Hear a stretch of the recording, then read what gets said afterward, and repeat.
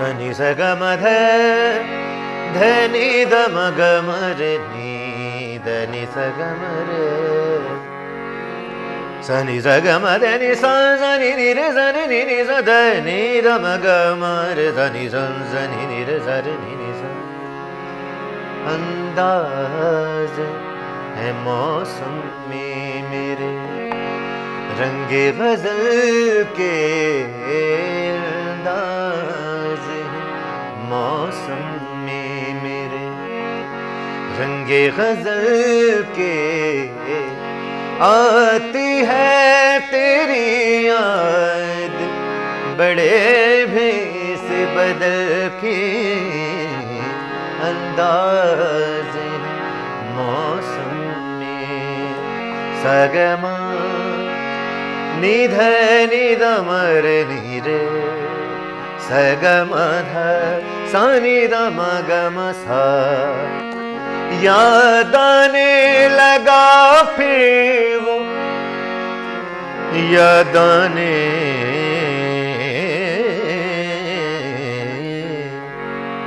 याद आने लगा फिर वो सकूं तेरी गली का। याद आने लगा फिर वो सकूं तेरी गली का। फिर दिल का तकाजा है कि बैठी वहीं चल के। फिर दिल का तकाजा है कि बैठी वहीं चल के। क्या बात है आपकी, मज़ा आ गया। नाजरीन वेलकम बैक। और इस वक्त ईद का त्यौहार है और मेरे स्टूडियो में इस वक्त माहौल बना हुआ है। इस वक्त आपने जैसे कि मुलाहिजा किया मेरे साथ किसी तारुफ की मोहताज नहीं है। जहां आरा आपा मौजूद हैं और 1986 में साए ड्रामे में नादिया का किरदार निभाया। उसके बाद पुलिस रात, मेहंदी, सहेली, पता नहीं कितने ऐसे ड्रामे जिनमें हमने इनको देखा और क्या अदाकारी करती हैं। आजकल कुछ नज़र कम आ रही हैं, आखिर इसकी वजह क्या है? इनसे बहुत सारी बातें करनी है। ईद कैसे मनाती हैं और ईद पे हमने इनका ख़ास टाइम लिया है, तभी आज हमारे साथ मौजूद हैं। तो इनसे पूछेंगे कि आज इन्होंने क्या करना था जो हमारी वजह से कर नहीं पाई और अभी घर जाकर क्या करेंगी। और दूसरी जानिब जनाब खूबसूरत आवाज़ के मालिक आपने सुन ही लिया है, हमारे साथ करम अब्बास खान साहब मौजूद हैं। और क्या ही खूबसूरत इनकी आवाज़ है जनाब। और क्या ये जो कलाम आपने गाया ये आपका अपना है? ये शानुल हक हकी साहब का है। एक बड़ी अच्छी सी स्टोरी इसके साथ जुड़ी है कि ये कलाम मेरे वालिद उस्ताद अहमद अली खान साहब को दिया था शानुल हक हकी साहब ने जब वो कराची में रहते थे। मैं ये बता दूं ग्वालियर घराने से करम अब्बास साहब का ताल्लुक़ है और इनके जो फोर फादर्स थे उन्होंने तो बहादुर शाह जफ़र के दरबारी गायक थे वो, और वहाँ से ये सिलसिला चलता आ रहा है। ये सुर बनाने वाले और ये गाने वाले असल ये लोग हैं। बहुत ही खूबसूरत आपकी आवाज़ है। यूके में इन्होंने रॉयल एल्बर्ट हॉल में इन्होंने गाया है जहाँ बहुत कम लोगों ने गाया है। फिर कोक स्टूडियो में इन्होंने अपने फ़न के जौहर दिखाए हैं। तो माशाल्लाह पहले तो आप दोनों को मेरी तरफ से ढेरों ईद मुबारक। बहुत शुक्रिया, आपको भी ईद मुबारक। से भी तुम्हें बहुत बहुत ईद मुबारक। Thank you so much. मैंने तो आज बाकायदा ये लाल रंग भी पहना है। ईद पे आपको पता है सब लाल लाल होता है। ये मैंने भी गुलाबी पहना। आप तो माशाल्लाह वो कहते हैं ना फॉरएवर ग्रीन, खूबसूरत लगती हैं कुछ भी पहन लें आप। और वैसी की वैसी है माशाल्लाह। आपा मुझे जब मिली मुझे लगा शायद इन्हें किसी ने तैयार किया है, लेकिन जब आपा ने मुझे ये बताया कि मैं खुद ही तैयार हुई हूँ तो मैं हैरान हो गई कि आजकल के दौर का मेकअप आपा पहले से करती आ रही हैं, इतनी प्यारी लगती हैं। खैर मुझे ये बताएगा आपा कहाँ थी आप? और मैं आपसे बहुत दिनों के बाद मिल रही हूँ, मतलब मेरी आपसे मुलाकात ऑन स्क्रीन होती थी। जी जी। आज स्टूडियो में आप हैं मेरे साथ, कहाँ थी? भाई कुछ ये पिछले दिनों ये जो कोविड की जो एक मुसीबत आ गई थी हमारे ऊपर, अल्लाह का शुक्र है कि अब वो ख़त्म हो गई। तो बस उसी सिलसिले में ये था कि ज़रा काम अवॉइड करती रही। तो बस अच्छा, बच्चे भी कहते हैं कि माँ अम्मी आप मामा या नहीं जाएं आप। अभी वैसे ही बाहर सिचुएशन इस तरह की है, यही हुआ होगा। जहाँ किसी का फ़ोन आया मैंने कहा भाई देखो फ़लाँ फ़लाँ का फ़ोन आया है, तो वो उस कमर्शियल के लिए कह रहे खबरदार जो आप गई। अब बताओ मैं क्या करूं। बच्चे ने बहरहाल क्योंकि जो कुछ भी मैं करती हूं अपने शौकिया है, तो ठीक है, जब किया बहुत अच्छा किया, कोशिश कम से कम की। नहीं, आप अब तक जो करती आई हैं बहुत अच्छा करती आई हैं, इसमें कोई शक नहीं है। ये जो खास तौर पर जो माँ का किरदार है ना, वो आप पे बहुत ज्यादा सूट करता है। ये अम्मा तो है ना, हम अम्मा हैं आप, और अब तो माशाल्लाह दादी भी है, नानी भी है। हाँ। तो कुछ बताइए कैसे, मतलब ताल्लुक कैसा आपका अपने नवासों के साथ, नवासी पोता पोती कैसे ताल्लुक है? समझो मेरी जो नवासियाँ हैं वो तो माशाल्लाह बड़ी हो गई हैं अब। तो एक हमारे जो नवासे हैं उनके यहाँ माशाल्लाह अभी अभी ट्विंस हुए हैं। ओह माशाल्लाह, और इतने जान के टुकड़े हैं वो दोनों के दोनों। लेकिन हाँ, बस मैं तुम्हें बता नहीं सकती कितनी चीज़ें, जैसे कहते हैं गुज गुज करने वाली चीज़ है। तो हाँ, और एक और हमारे वो हैं। बहरहाल मैं तो नानी तो हुई, मैं पर नानी भी हो गई। पर नानी भी हो गई? क्या आप लोगों के यहाँ शादियाँ जल्दी होती हैं, क्या चक्कर क्या है? हाँ, कुछ ऐसा ही सिलसिला है। अच्छा अच्छा, फिर वैसे मेरी नज़र में होना भी ऐसे ही चाहिए। हाँ। फिर आप जल्दी जल्दी सारी खुशियाँ अपने बच्चों की देख लेते हैं। बच्चे साथ बड़े हो जाते हैं। बच्चे साथ बड़े हो जाते हैं।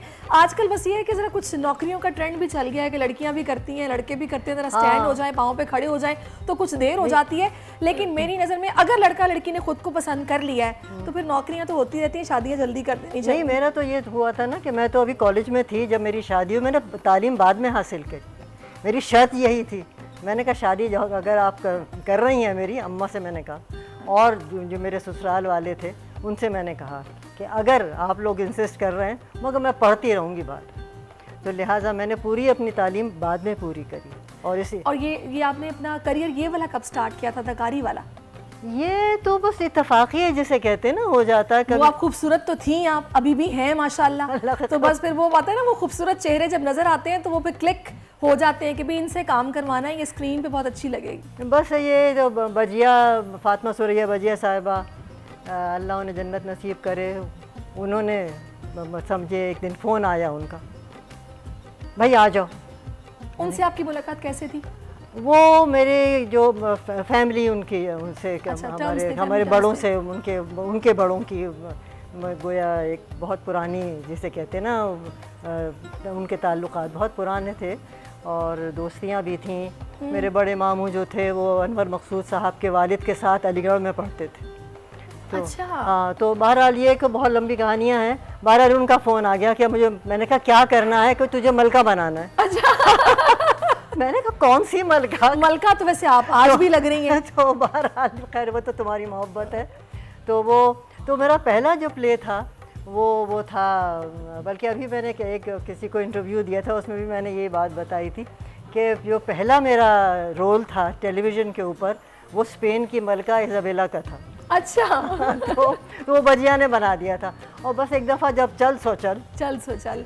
नहीं माशाल्लाह, बहुत प्यारी लगती हैं आप, और मुझे तो बहुत अच्छा लग रहा है आपसे मिलके। मेरे दिल में ये ख्वाहिश थी कि मेरी आपसे कभी मुलाकात हो, तो आज अल्लाह ताला ने करवा दी है ईद के इस ख़ास मौके पर। अब मैं आ जाती हूँ जनाब करम साहब आपकी तरफ। मुझे ये बताइएगा, आपने माशाल्लाह आप ऐसी जगहों पर गाया कि जहाँ पे कम लोगों को मौका मिलता है, ख़ास तौर पर ये जो रॉयल एल्बर्ट हॉल था, कैसा एक्सपीरियंस था आपका वहाँ पे गाने का? मुशर्रफ साहब ने मुझे उसका नॉमिनेशन किया था। मेरे कुछ वीडियोस चल रहे थे टीवी पर, तो उन्होंने कहा कि ये फ्यूजन म्यूज़िक गा सकता है। तो मेरे लिए ज़िंदगी का बहुत ऐसा मौका था कि जब मैं उस पर बग़ैर रैसल के, गुलाम अली साहब थे, सज्जाद अली साहब थे, फ़ाकिर और मैं था, सही एकदम से बगैर रैसल के ना उन्होंने लाइट्स में जाके खड़ा कर दिया। जैसे लाइट जली ना, तो मैंने पहली दफ़ा रॉयल एल्बर्ट हॉल को देखा। अच्छा। वो मलका बरतानिया के बड़े बड़े शोज। तो आपको डायरेक्ट ही उन्होंने वहाँ खड़ा कर दिया बगैर रैसल के ना? मैं एकदम स्टेज पे आया तो ये मेरे लिए बहुत बड़ा सरप्राइज था कि इतना बड़ा, और पूरा ही जो था 3 फ्लोर का वो पूरा वो बना हुआ है और सारा भरा हुआ था। अच्छा जी, जैसे मैंने पहले सलाम किया तो मेरी आवाज़ नहीं है, तो मैंने फिर अल्लाह से मदद, मैंने कहा या अल्लाह मदद फरमा।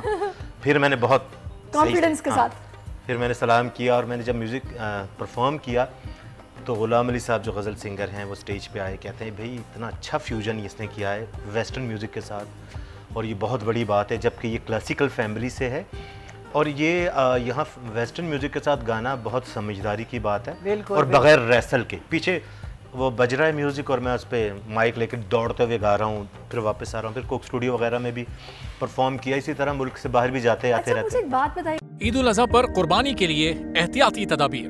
कुर्बानी करते वक्त सफाई सुथराई का खास ख्याल रखें। तजुर्बेकार शख्स से जानवर ज़िबा करवाएं। जानवर को एहतियात के साथ जमीन पर गिराएं। जानवर ज़िबा करते वक्त अपने आप को जख्म लगने से बचाएं। कुर्बानी करते वक्त तमाम इस्लामी उसूलों को मलहूज़े खातिर रखें। कुर्बानी के बाद खून पर चूना डालें।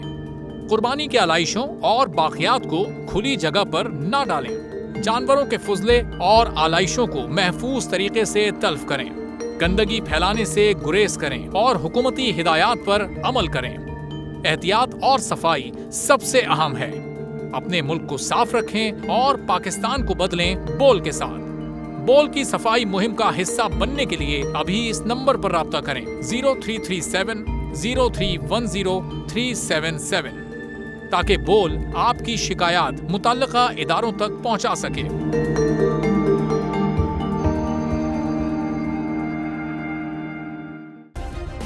सब्सक्राइब करें और बेल दबाएं ताकि कोई खबर रह न जाए।